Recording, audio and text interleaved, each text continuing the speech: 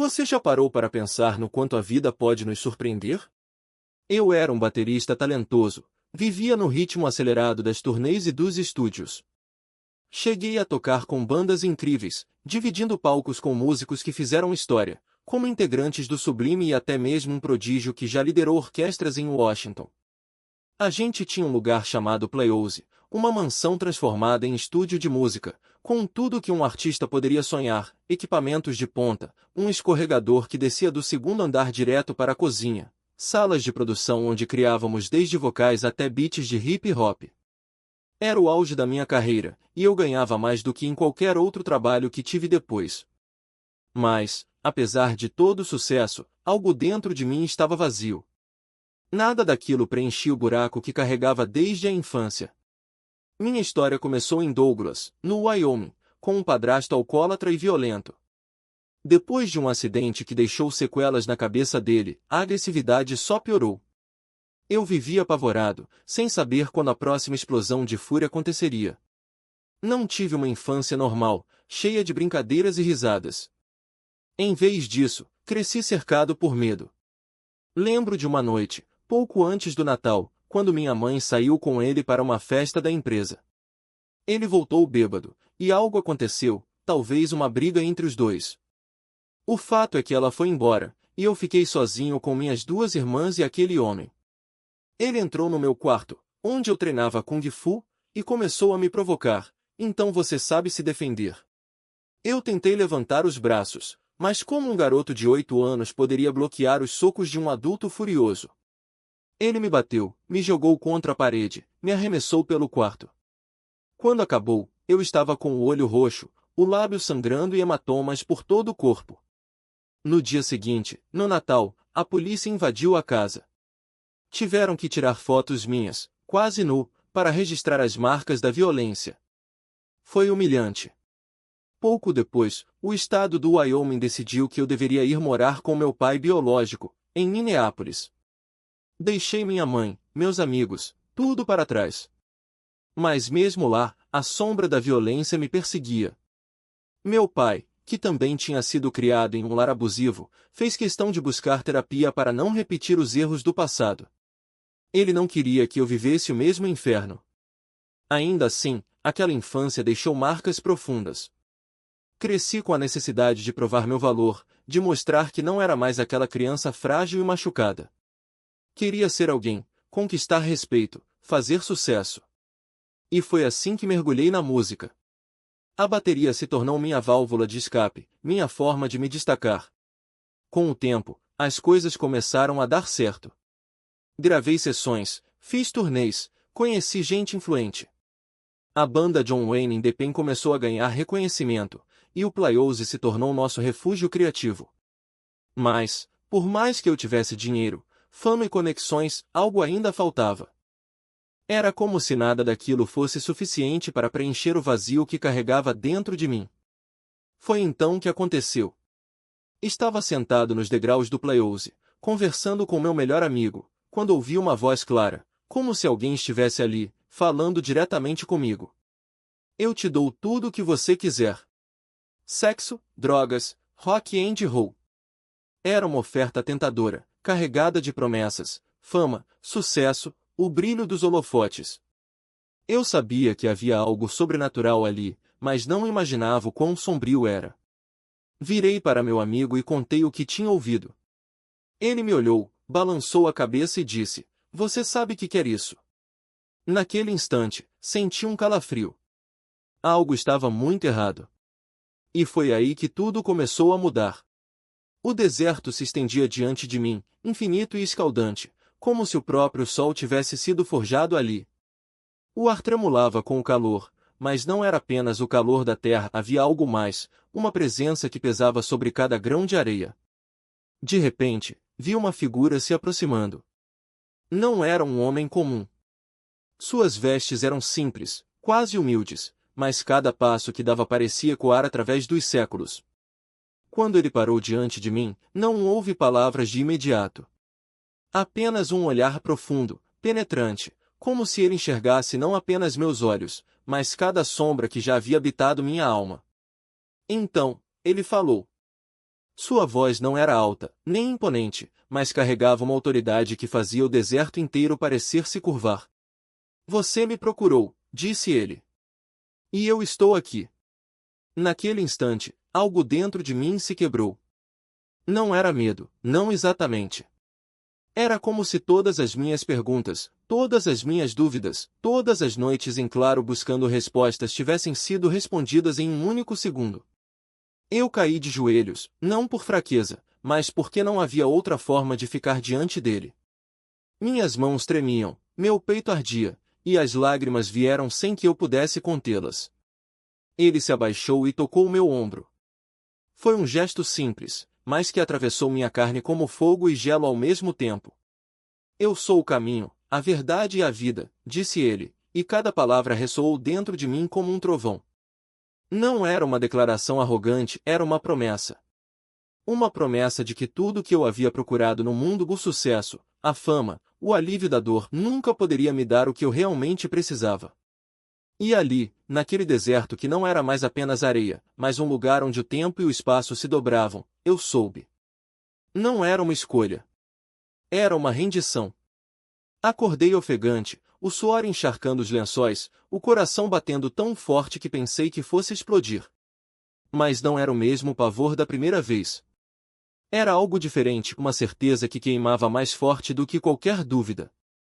Eu me levantei, cambaleei até a janela e olhei para fora. O céu estava escuro, mas a lua, redonda e brilhante, parecia me observar. E então, como se uma voz sussurrasse diretamente em meu ouvido, ouvi, agora você sabe. Não era uma pergunta. Era uma confirmação. Nos dias que se seguiram, algo dentro de mim mudou. Não foi instantâneo, não foi mágico, foi como se uma semente que eu nem sabia que carregava começasse a brotar. Eu li a Bíblia não por obrigação, mas porque cada palavra parecia falar diretamente ao que eu havia vivido. As parábolas de Jesus não eram mais histórias distantes, eram espelhos. Eu via minha própria vida nelas, minhas quedas, minhas buscas, minhas mentiras. E, pela primeira vez, não me senti julgado. Me senti conhecido. Uma noite, depois de um turno exaustivo no café, voltei para casa e me ajoelhei ao lado da cama. Não era uma oração ensaiada. Era crua, desesperada, como se eu estivesse falando com alguém que já sabia de tudo antes mesmo de eu abrir a boca. Eu não sei como fazer isso, admiti. Eu não sei como viver assim. Mas se você é real, se você realmente me quer, então me mostre. Me guie. E então, como se uma mão invisível tivesse tocado minha testa, uma paz desceu sobre mim tão profunda que quase me fez rir. Não era alívio. Era reconhecimento. Como se, depois de anos vagando no escuro, eu finalmente tivesse encontrado a porta. E a porta estava aberta. Uma família onde cada palavra carregava o peso de décadas de segredos e cada olhar escondia uma história que eu ainda não estava pronto para ouvir. Rick tinha aquele jeito de quem já tinha visto tudo, o sorriso tranquilo de quem sabia que o universo conspirava a seu favor, os gestos calculados de quem acreditava dominar as leis invisíveis do destino. Sua esposa, por outro lado, era como uma chama trêmula, elegante, mas com uma tensão nos ombros que nunca relaxava, como se esperasse, a qualquer momento, que o passado batesse à porta. Eu deveria ter desconfiado quando ele me levou ao porão daquela casa antiga, onde as paredes pareciam respirar. Havia um altar ali, coberto por velas negras e cristais que brilhavam sob a luz fraca como olhos de predadores. A energia aqui é forte, ele disse, passando os dedos sobre um pentagrama desenhado no chão. Você sente?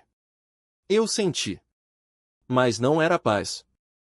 Era um formigamento na nuca, como se algo estivesse me observando das sombras, esperando que eu piscasse para dar o bote. Nos primeiros dias, tudo parecia um sonho estranho e fascinante.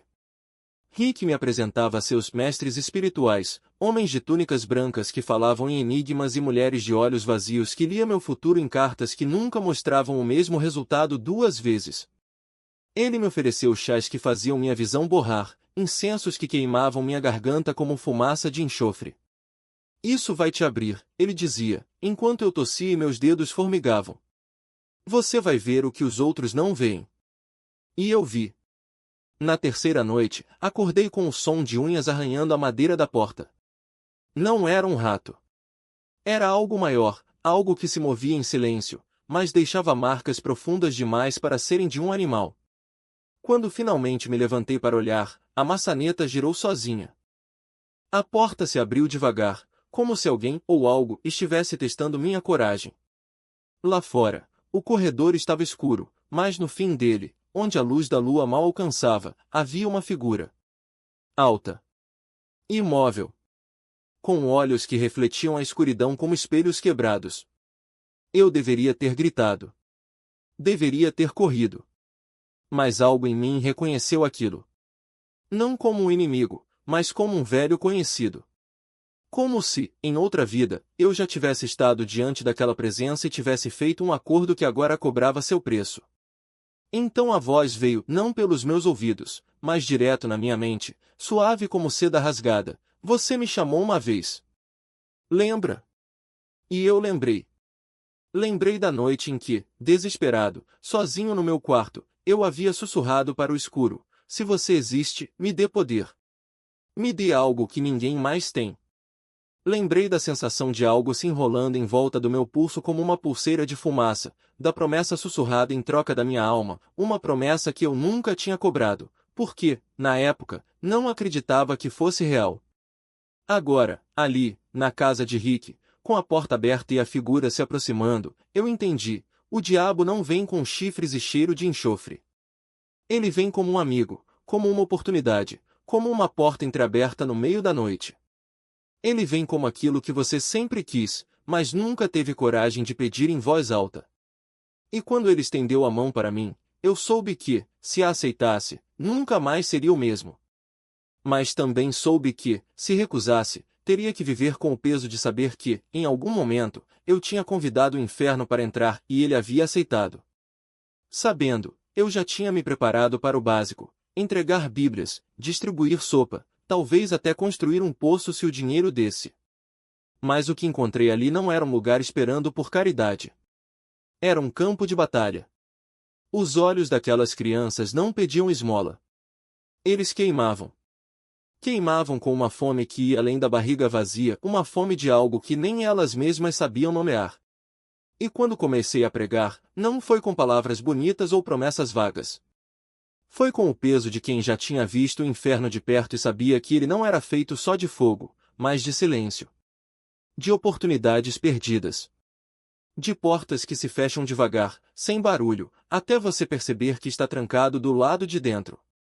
Naquela primeira noite, enquanto o sol se punha sobre as palhoças de barro, um homem se aproximou. Não era um ancião, nem um líder da aldeia.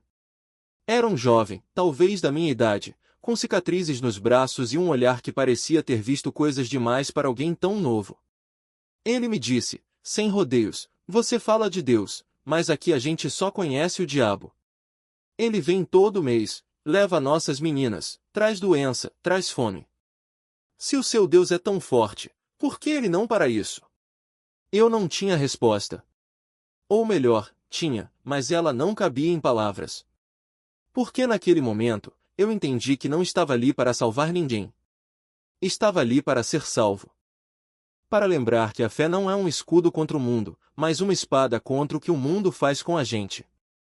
E que às vezes, a única maneira de vencer o diabo não é com orações bonitas, mas com as mãos sujas de terra, de sangue, de suor. No dia seguinte, começamos a cavar. Não um poço lá ainda não. Cavamos valas para esgoto, porque a primeira coisa que aquelas crianças precisavam não era de um discurso sobre o céu, mas de não morrerem de diarreia antes dos 5 anos.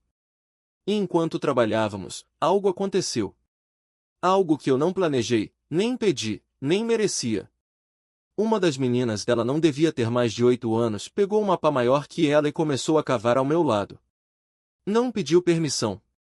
Não olhou para mim como se eu fosse um herói. Ela simplesmente fez. E quando nossos olhos se encontraram, eu vi. Vi que ela não estava cavando para se salvar. Estava cavando para me ensinar que a salvação não é um lugar para onde a gente vai, mas uma coisa que a gente faz. Foi ali, com os pés afundados na lama e o sol batendo na nuca, que eu entendi o que Rick, o homem dos circuitos e dos iPhones, nunca tinha entendido que o diabo não precisa de chifres para te enganar. Ele só precisa te convencer de que você merece mais do que os outros. De que o sucesso é um Porsche, e não uma pá.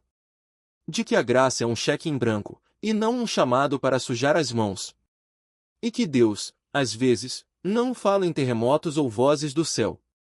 Às vezes, ele fala no choro de um bebê que nunca viu um branco antes. No silêncio de um homem que perdeu a fé antes mesmo de aprender a rezar. Na força de uma menina que cava a própria liberdade com as unhas. Sabia que o chamado não era para ele. Era para mim. Aquela voz não ecoava nos ouvidos dos outros, ecoava nos meus, como um trovão que só eu podia ouvir. E ali, entre pratos de sopa e olhares vazios, eu entendi, não era o mundo que me expulsava. Era Deus me puxando de volta pelo colarinho. Não houve relâmpagos. Não houve anjos descendo em escadas de luz. Houve apenas uma mulher de avental sujo, mãos calejadas, dizendo que eu já sabia no fundo do peito, ele está chamando você. E eu, que já tinha pregado para multidões, que tinha visto cegos enxergarem e demônios fugirem aos gritos, tremi como uma criança diante daquela verdade simples. Por que milagres são fáceis de acreditar quando acontecem com os outros? Difícil é aceitar que o maior deles está acontecendo dentro de você.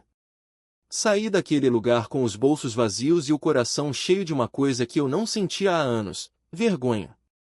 Não a vergonha que encolhe, mas a que queima e purifica. A que te faz ajoelhar no chão de um quarto emprestado, chorar como se nunca tivesse chorado antes, e pedir perdão não por ter errado, mas por ter demorado tanto a entender que o erro era o único caminho de volta. Roger, o cara que nos abrigou, me encontrou assim, encolhido, soluçando, com a Bíblia aberta no Salmo 51 como se as palavras fossem remédio. Ele não riu. Não julgou. Apenas sentou ao meu lado e disse: Deus não te trouxe até aqui para te deixar cair. Ele te trouxe para te levantar de um jeito que você nunca imaginou. E foi assim que tudo recomeçou. Não com estrondos, não com fogos de artifício, mas com a quietude de quem finalmente para de correr. Comecei a trabalhar no abrigo, servindo café aos mesmos rostos que um dia eu teria ignorado. Aprendi que santidade não é pregar em palcos, mas lavar pratos com amor. Que poder não está em expulsar demônios, mas em segurar a mão de quem está prestes a desistir. E que, às vezes, o maior milagre não é ver um homem levantar da cadeira de rodas, mas ver um coração quebrado se tornar um altar. A banda ficou para trás. As drogas, as noites sem dormir, as mentiras que eu contava para mim mesmo, tudo isso virou cinza. E no lugar daquela cinza, algo novo começou a brotar. Não era fama. Não era dinheiro. Era uma certeza tão profunda que até doía: Deus não me salvou para ser um astro. Ele me salvou para ser um farol. E faróis não brilham para si mesmos. Eles brilham para quem está perdido no escuro. Então, se você está lendo isso e sente que já errou demais, que já se perdeu demais, que já desperdiçou tempo demais, ouça. Não é tarde. Nunca é.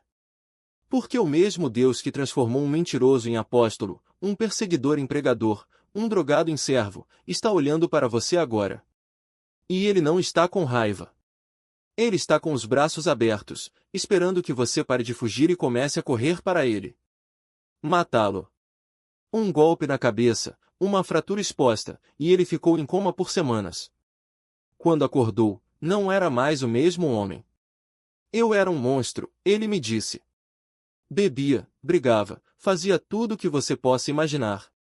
Mas depois disso, Deus me deu uma segunda chance. E agora, eu só quero que as pessoas saibam que Ele está aqui. Que Ele vê. Que Ele perdoa. Eu fiquei paralisado. Ali, naquele ônibus vazio, com o barulho dos motores ao fundo, Deus tinha colocado um homem ao meu lado para me lembrar de algo que eu já sabia, mas insistia em esquecer: não são as minhas obras que me salvam.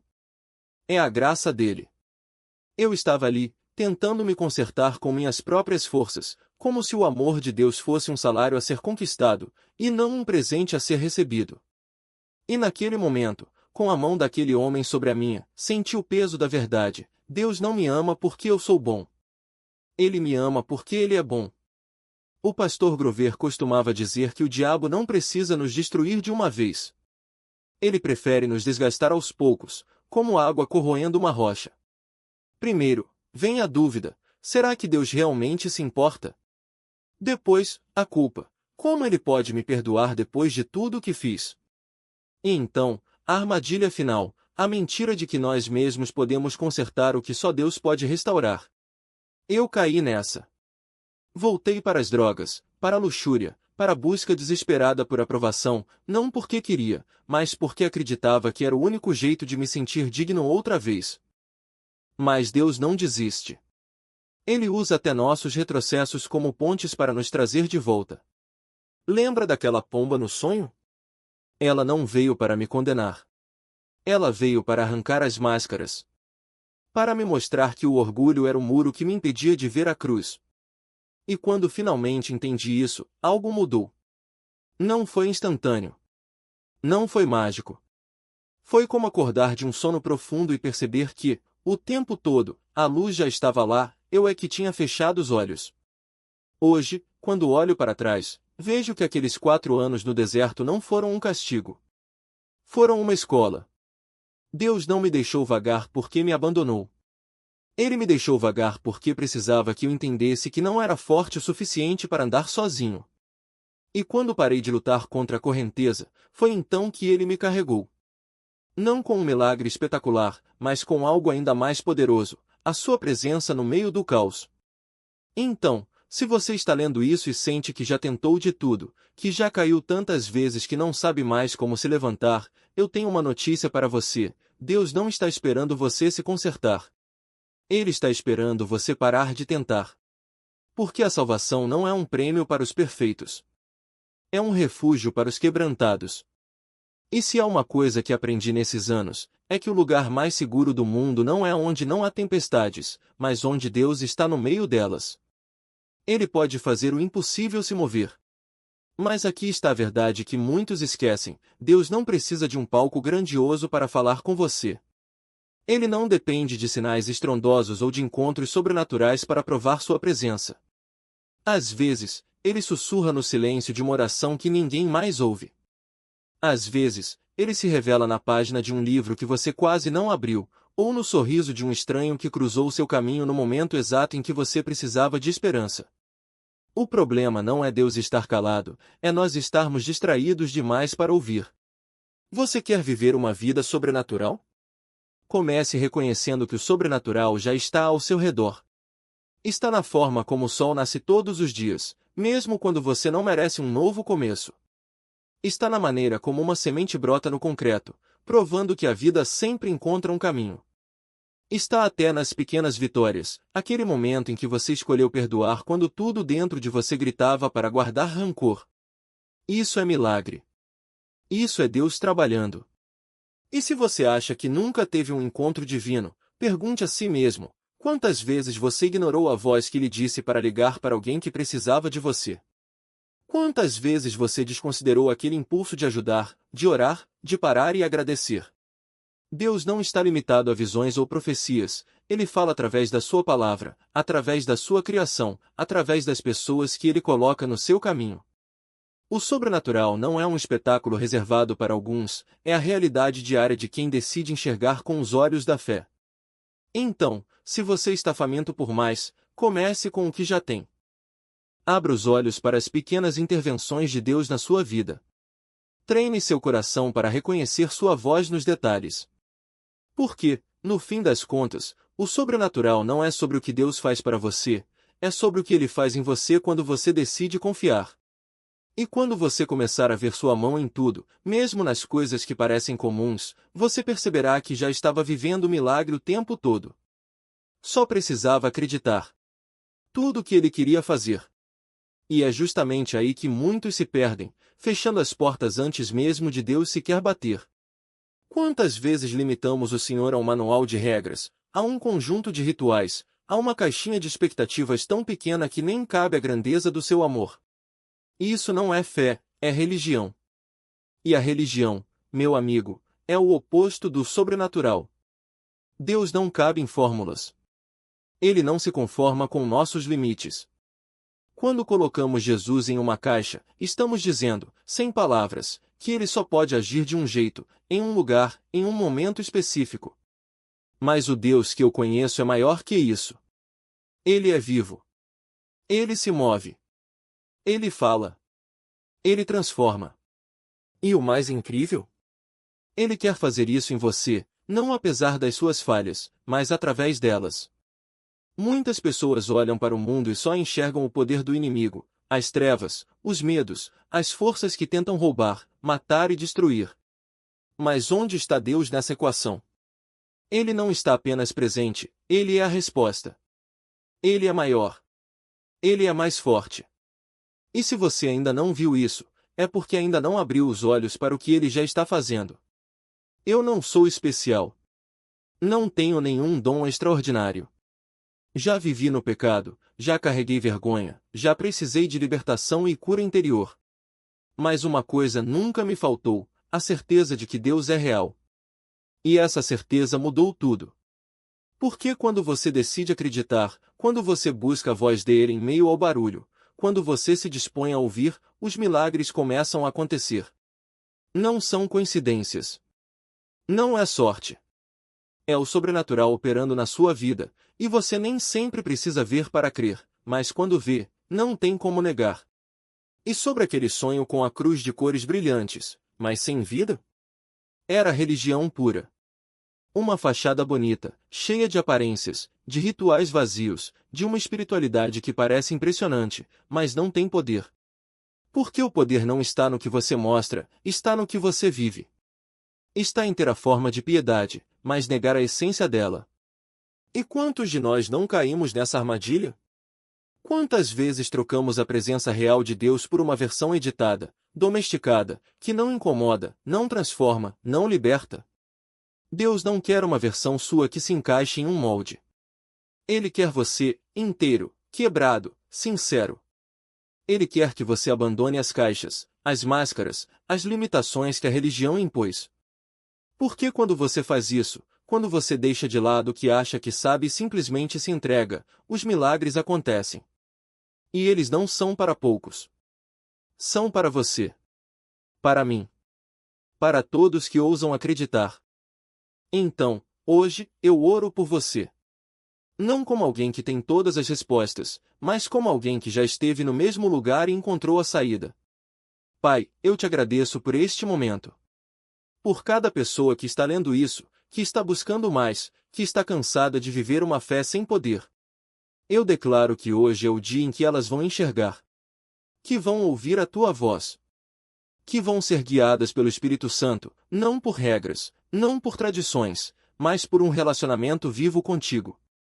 Eu oro para que a vergonha seja apagada. Para que a cura interior chegue. Para que a libertação aconteça. Para que cada um que está assistindo, lendo, ouvindo, sinta o teu amor de uma forma tão real que não tenha como voltar atrás. Que eles entendam que não são especiais por mérito próprio, mas porque tu os escolhes. Porque tu os amas. Porque tu queres fazer maravilhas através deles. E que, a partir de hoje, eles comecem a viver o sobrenatural, não como algo distante, mas como a realidade mais concreta da vida deles. Em nome de Jesus, amém.